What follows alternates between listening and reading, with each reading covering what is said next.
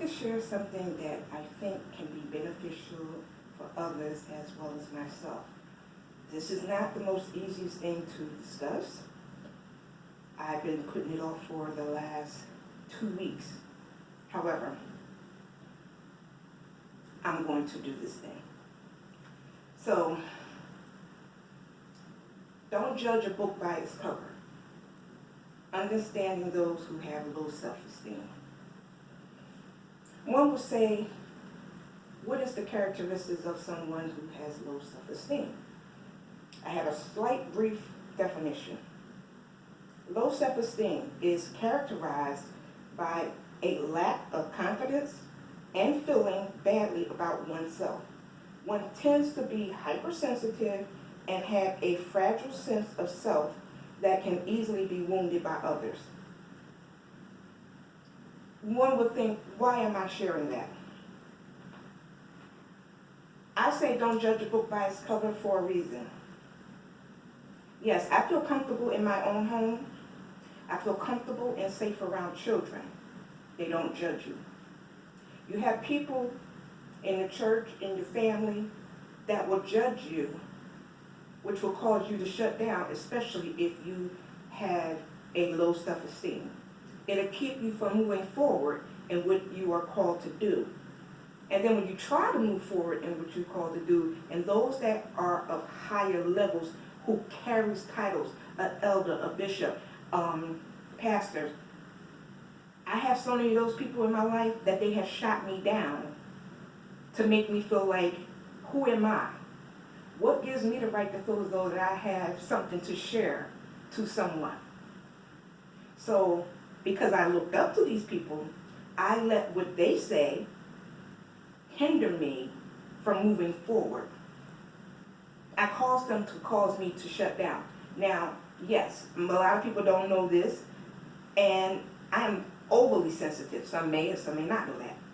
I'm not evil. I'm just watchful, and I just stay quiet because I'm always worrying what somebody's thinking about me, what are they saying, and then you have people that comes to you and tell you that these people are talking about you behind your back.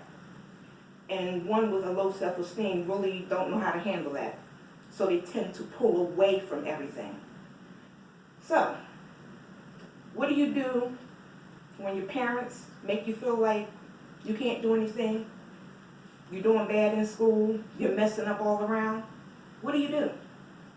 Some turn to the wrong ways and do stupid stuff that can hurt them. Now, I use the word stupid. That is a judgment. However, I said it because some people can relate to that more better than, other words, because they're so used to hearing that as they're growing up. And yes, this is to some of the people that I have worked with that are teenagers that are on my page. So, I say to you, don't let no one stop you from what you are called to do, whether it's being a singer or anything. Regardless if you've been diagnosed with any type of illnesses and have any mental challenges, don't let that stop you from what you're called to do. Yeah, I'm challenged in a lot of ways. A lot of people say I'm touched. Yeah, I am touched. I have some special needs. Nobody really knows about them, but that's neither here nor there. If you want to know about it, come ask me. If I think you're worthy, I'll tell you. But I'm learning one thing to somewhat help me with who I think I am and why I think that I am the way that I am. And I ran across the scripture, Psalms 139:14. In spite of it, I will praise thee, for I am fearfully and wonderfully made. Marvelous are thy works, and that my soul knoweth right. That, I'm trying to impart that into my spirit so that what people say about me will not dictate to me how I feel. I am trying to absorb that I am fearfully and wonderfully made. My works that I do, I can't classify them as marvelous or whatever the case may be, but I am a giver by nature. I try to help those by my experience. Some I can help, some I can't. Some sit back and they laugh and they say, go check out what's on so-and-so's page. They think that they're doing this and they think they're doing that. Yeah, it tears me down, especially when it's supposed to be a minister who brings this to me, and knowing that that's nothing but gossip, and you're supposed to be someone of the cloth. You can't do stuff like that. One, it's not of God. Two, you really don't know the effect that it may have on that person. And just stop judging people, because you don't know their struggle. You don't know their story. I struggled even just to go down to the altar today. It was a battle. Always wondering what the next person's going to think. Always wondering, oh, well, she went to the altar. I don't see no change in her. I'm not trying to change for you. You don't know what I'm going to the altar for. I've actually had some people say, I don't even see why you waste your time. What's the point of having your bishop pray for you? There ain't going to be no change in you. Now, that's coming from ministers. So don't always think that it's your parents that's going to tear you down. You can go to the church and be tore down too. Okay? It happens everywhere. Everywhere. And it tears some people down to the point that they don't want to go to church anymore. They'd rather stay home and do absolutely nothing. And I'm referring to some people that's on my page because they look forward for me putting the sermons on the page every Sunday. I don't put it up. They will inbox me and ask me, did I go to church? Because they look forward for it. Because they've been hurt by the church. They don't want to come out. So we don't know why somebody stopped going to church. We don't know why people may speak ill of the church, or they just carry themselves lowly or whatever. I don't even know if that's a word. So I kept thinking in my head, don't judge a book by its cover. And I'm always being judged. And it has made me shut down. And no, I haven't been doing like I usually do. A couple people ask me, you know, you haven't danced in a while. Well, if people are throwing in your face and saying behind your back, her so-called dances, what does she think she's doing? It hurts. It's a struggle. And yes, I may be able to do the dance, but it's not me. Yeah, I'm stumbling all over the place. But in that moment, that's the Holy Spirit that's moving. I don't even know how I do what I do. I don't rehearse it. I just go for it, okay? That's first thing. This other thing, I believe is Romans 8:31. Okay? What shall we then say to these things? If God be for us, who can be against us? Now that's something that I have to digest as well. Because if God is in my corner, should that matter? Should it matter what you say about me? Should it matter that you're coming up against me? No, it shouldn't.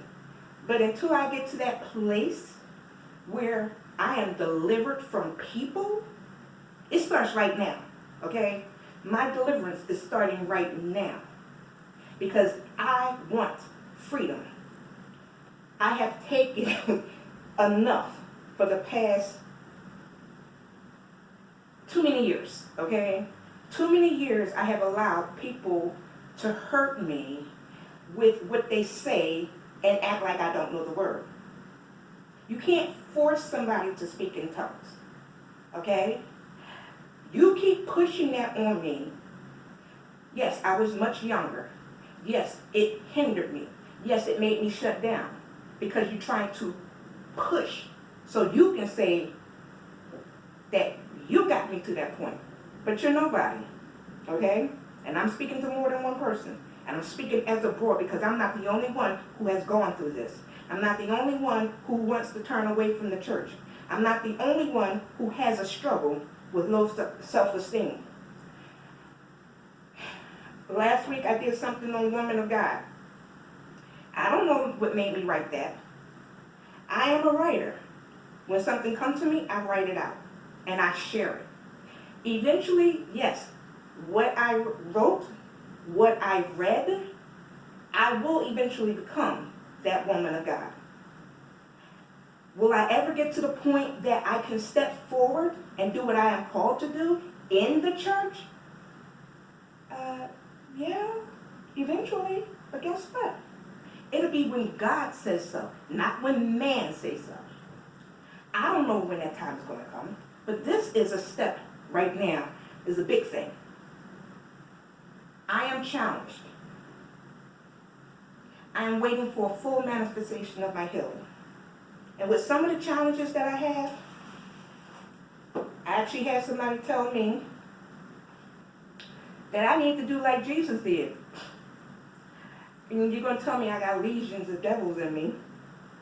But tell me, if anybody can tell me this, share with me, show me in the Bible where a demon casts out its own demons, okay? So when you tell somebody something like that, that rips them to pieces. Because I do know the word. I may not know it like a lot of ministers. I do know some, okay? How do you expect me, who you claim, have demons, devils, to cast out legions and stuff like that out of me? Show me, and I'll do it.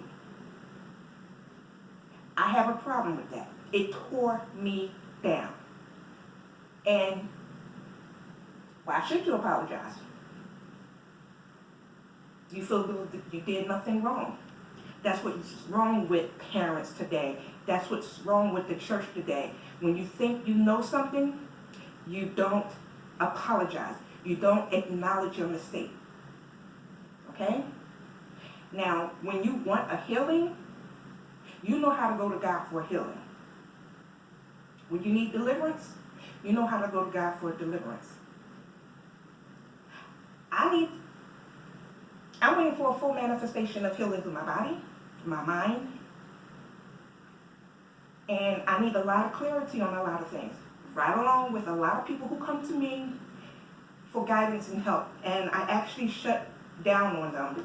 I wouldn't share anything. I wouldn't even direct them to go to somebody because of the fear and things that's being said. Who am I? Who am I? Sometimes I question myself. Sometimes I question myself to the point that I don't even think I'm worthy to be in anybody's church. I don't think that I'm worthy to do too much of anything. Yes, that's how low my self-esteem is. I have been torn down. I don't have a problem with admitting it, okay? This is the first step for me. I've been told that I have D, period, I, period, D, period. I found that out this year. And I didn't handle it very well. And if anybody knows any of different diagnoses with different letters, then maybe you'll figure it out. However, I'm accepting certain things, but not for people to turn around and use it against me and what have you. So if you're suffering with something, keep 139:14. Don't let nobody keep tearing you down. That I am fearfully and wonderfully made. Marvelous are thy works, and that thy soul knoweth right. If you have God on your side, when it says, what shall we say then? Excuse me, let me try that again. What shall we then say to these things? If God be for us, who can be against us? I'm going to say this boldly right now, but I'm saying it in it. I'm not at that point yet. I'm not going to allow what people say to hinder me from sharing whatever that I may have to share. I'm not at that point to do it, but I'm going to speak it into existence, okay? And that's what I want you to do. Name it and claim it. The doctors may say you have cancer, But you know what? You have enough word in you. You know the word enough to pray your way through what you're going through. You have mental challenges. Your parents want to keep throwing you in a hospital. That hospital can't help you. Yes, it's a resting place. It gives you peace from what you're going through in your home. But if you don't have enough word in you to pray, you know who to reach out to get the prayer that you need. I know how to reach out. However, I really don't know how to reach out, because every time I reach out, someone wants to dictate to me who I am, what I am, and I shouldn't be doing this and I shouldn't be doing that. So when I go through one of these moments where I don't know where I am, who I am, the safest thing, I just stop everything. I won't do nothing.